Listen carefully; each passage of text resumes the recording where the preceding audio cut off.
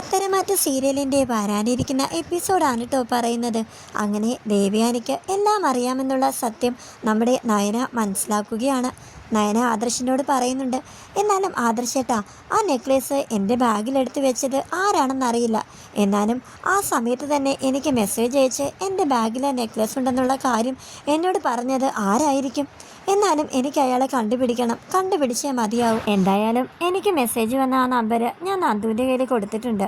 നന്ദുവിൻ്റെ കൂട്ടുകാരി Shari cyber സെല്ലിലാണ് work ചെയ്യുന്നത്. 2 ദിവസത്തിനുള്ളിൽ ഡീറ്റെയിൽസ് എടുത്ത് തരാമെന്ന് അവൾ എന്നോട് പറഞ്ഞിട്ടുണ്ട്. അങ്ങനെ 2 ദിവസം കഴിഞ്ഞ് നന്ദു നയനെ വിളിക്കുകയാണ്. എന്നിട്ട് ചേച്ചി ഡീറ്റെയിൽസ് കിട്ടിയിട്ടുണ്ട്, അവൾ എനിക്ക് വാട്സപ്പ് ചെയ്തിട്ടുണ്ട്, ഞാനത് ചേച്ചിക്ക് ഫോർവേഡ് ചെയ്തേക്കാം. അങ്ങനെ നയന വാട്സപ്പ് തുറന്ന് നോക്കുമ്പോൾ ആ സിം എടുത്തിരിക്കുന്നത് നമ്മുടെ ദേവിയാനിയുടെ പേരിലാണ് കേട്ടോ. നന്ദു അപ്പോൾ ചോദിക്കുന്നുണ്ട്, ചേച്ചി ഇത് ആദർശേട്ടൻ്റെ അമ്മയുടെ പേരിലാണല്ലോ സിം എടുത്തിരിക്കുന്നത്, എന്താ കാര്യം എന്നൊക്കെ ഇങ്ങനെ ചോദിക്കുകയാണ്. നയനയാണെങ്കിൽ അവനോട് വ്യക്തമായ മറുപടി ഒന്നും പറയാതെ ഫോൺ കട്ടാക്കുകയാണ് കേട്ടോ. അങ്ങനെ അവൾ സന്തോഷത്തോടെ ഇങ്ങനെ നിൽക്കുകയാണ്. അപ്പോൾ എന്നെ വിളിച്ച് വിവരം അറിയിച്ചത് എൻ്റെ അമ്മ തന്നെയാണല്ലേ എന്നിങ്ങനെ പറഞ്ഞ് അവളിങ്ങനെ നിൽക്കുകയാണ്.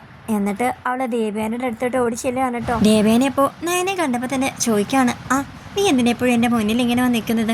ഞാൻ പറഞ്ഞിട്ടില്ലേ നിനക്ക് ഓഫീസില്ലാത്ത ദിവസം നീ എൻ്റെ മുന്നിൽ അങ്ങനെ ഇങ്ങനെ വരില്ലെന്ന്. അപ്പോൾ നയനയാണെങ്കിൽ ദേവ്യാനയുടെ അടുത്തേക്ക് ഇങ്ങനെ ചെല്ലുകയാണ്. അവിടെ കണ്ണൊക്കെ ഇങ്ങനെ നിറഞ്ഞിട്ട് ദേവ്യാൻ ഇങ്ങനെ കെട്ടിപ്പിടിക്കാൻ കേട്ടോ. ദേവ്യാനാണെങ്കിൽ എന്ത് ചെയ്യണമെന്നറിയാതെ ഇങ്ങനെ പകച്ചിങ്ങനെ നിൽക്കുകയാണ്. എന്നിട്ട് നയന, അമ്മ എന്നോട് നയനെ കൊണ്ട് ബാക്കിയൊന്നും പറയിക്കാതെ തന്നെ ദേവ്യാനി നയനയുടെ വായിങ്ങനെ പൊത്തിപ്പിടിക്കുകയാണ്. എന്നിട്ട് നയനോട് പറയുന്നുണ്ട്, മോളെ ഒന്ന് പതുക്കെ, ഇവിടെ മൊത്തം ശത്രുക്കളാണ്, എനിക്കറിയാം. മോളെ എനിക്ക് കരുണം നൽകി സഹായിച്ചതെന്നൊക്കെ എൻ്റെ മോനോടുള്ള സ്നേഹം എനിക്ക് പ്രകടമാക്കണമെന്നുണ്ട്. പക്ഷേ എന്ത് ചെയ്യാനാ മോളെ, അത് അമ്മ നിസ്സഹായ നിൽക്കുകയാണ്. എനിക്കൊരു വാശിയുണ്ടായിരുന്നു എൻ്റെ മോളുടെ വായിൽ നിന്ന് തന്നെ ആ സത്യം എന്നോട് തുറന്ന് പറയണമെന്ന്. ഇപ്പോൾ നീ എല്ലാം അറിഞ്ഞ സ്ഥിതിക്ക് ഞാൻ ഇനി ഒന്നും മറച്ചു വെക്കുന്നില്ല. അതെ, എനിക്കറിയായിരുന്നു നീ തന്നെ എനിക്ക് കരുണം നൽകി സഹായിച്ചതെന്നൊക്കെ. അങ്ങനെ അവർ രണ്ടുപേരെ കെട്ടിപ്പിടിച്ച് സന്തോഷത്തോടെ ഇങ്ങനെ നിൽക്കാൻ കേട്ടോ. ദേവയാനി നയനോട് ചോദിക്കുന്നുണ്ട്, മോളിത് ആദർശ് മോനോട് പറഞ്ഞോന്ന്. അപ്പോൾ നയന പറയുന്നുണ്ട്, ഇല്ലമ്മേ, ഞാനിത് അറിഞ്ഞു ഉടനെ തന്നെ അമ്മയുടെ അടുത്തേക്ക് ഓടി വരുമായിരുന്നു, ആദർശനോട് ഇനി വേണം പറയാനെന്നൊക്കെ.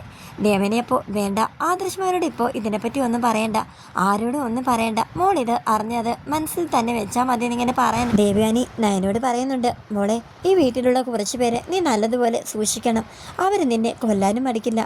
ഇപ്പോൾ തന്നെ നിൻ്റെ ബാഗിൽ ആ നെക്ലേസ് എടുത്ത് വെച്ച് നിന്നെ കളിയാക്കാൻ നോക്കിയില്ലേ, അതുകൊണ്ട് മോൾ ഇനിയുള്ള ദിവസങ്ങളിൽ നല്ലതുപോലെ സൂക്ഷിക്കേണ്ടതായിട്ടുണ്ട്. ഓഫീസിലും വീട്ടിലും എല്ലായിടത്തും തന്നെ ശത്രുക്കളെ മോളെ എന്നിങ്ങനെ പറയാൻ കേട്ടോ. നയന നെക്ലേസിൽ മാല എടുത്ത് വെച്ചത് ആരാണെന്ന് ചോദിക്കുമ്പോൾ വ്യക്തമായ മറുപടിയൊന്നും ദേവയാനി പറയുന്നില്ല.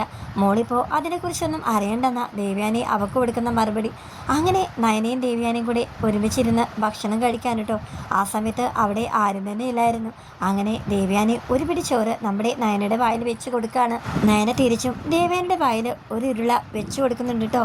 അങ്ങനെ രണ്ടുപേരും സന്തോഷത്തോടെ ആഹാരം കഴിക്കുകയാണ്. അങ്ങോട്ടേക്ക് ആദർശ് ചെല്ലുകയാണ് കേട്ടോ.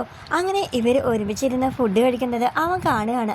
എന്നിട്ട് ആദർശ് വന്ന നയനോട് പറയുന്നുണ്ട്, ആ ഇതെന്താ അമ്മയായിട്ടാണല്ലോ ഇന്ന് നീ ഇരുന്ന് ഫുഡ് കഴിക്കുന്നതെന്ന്. അപ്പോൾ ദേവയാനി പറയുന്നുണ്ട്, എനിക്ക് നിൻ്റെ ഭാര്യയോടൊപ്പം ഇരുന്ന് കഴിക്കാനുള്ള ആഗ്രഹം കൊണ്ടൊന്നുമല്ല, ഞാനിവിടുന്ന് കഴിച്ചുകൊണ്ടിരിക്കുകയായിരുന്നു. ഇവിടെ എൻ്റെ അടുത്ത് വന്നിരുന്ന് ആഹാരം കഴിക്കാൻ തുടങ്ങിയത്. പിന്നെ എനിക്ക് വിശപ്പുള്ളത് കൊണ്ട് ഞാൻ എണീറ്റ് പോകാനൊന്നും പോയില്ല, ഞാനിവിടുന്ന് കഴിക്കും. അങ്ങനെ പറഞ്ഞ് വിഷയം മാറ്റി കേട്ടോ. പക്ഷേ രണ്ടുപേരും പറയുന്നത് കേട്ടിട്ട് എന്തോ സംശയം തോന്നി മാറി മാറി രണ്ടുപേരുടെ മുഖത്തേക്ക് ഇങ്ങനെ നോക്കുകയാണ് ആദർശ്.